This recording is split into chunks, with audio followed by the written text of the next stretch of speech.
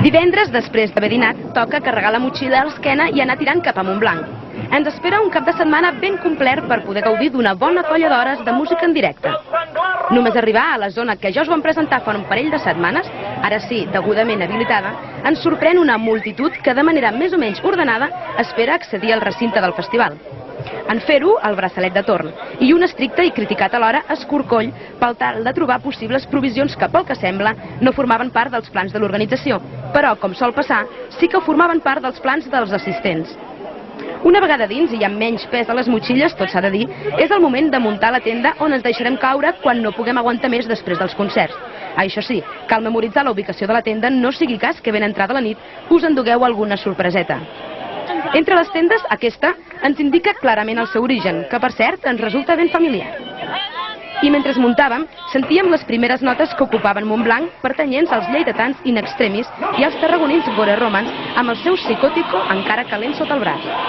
Després de recórrer una mica el recinte i d'anar-se familiaritzant amb l'ambient, és quan toca començar a deixar-se portar d'un escenari a l'altre. De la carpa a l'escenari senglar i al revés, per tal de no perdre's el més mínim detall. Whiskins, on realment vam poder començar a veure les cares dels que érem al festival.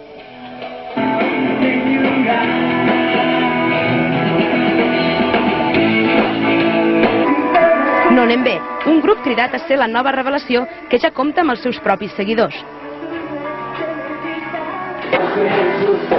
I l'Axambusto, un dels grups més esperats del senglar d'enguany.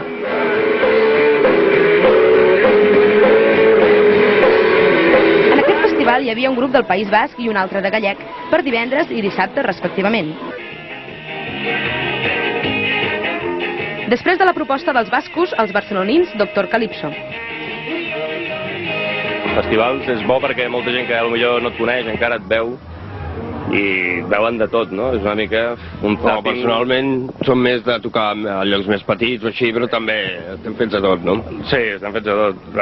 Ara normalment toquem en pavellons de 1.000 persones, però el que ens agrada són els clubs de 500, com a molt, no? Tipus Apolo, tipus sales així més petites.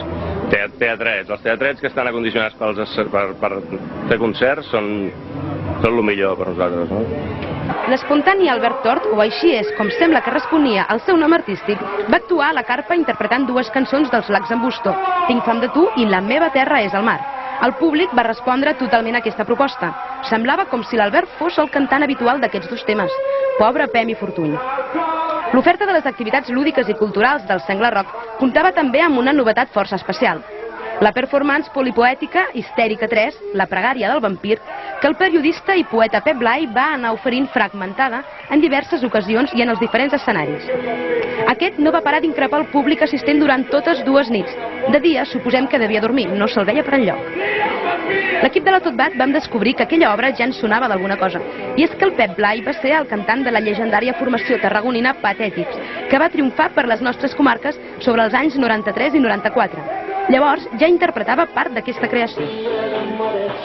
Van cloure la primera jornada els baleàrics Antònia Font, que aquest any no van perdre l'avió, i els valencians Obrim Pas, que no van perdre la canya que els caracteritza en els seus directes.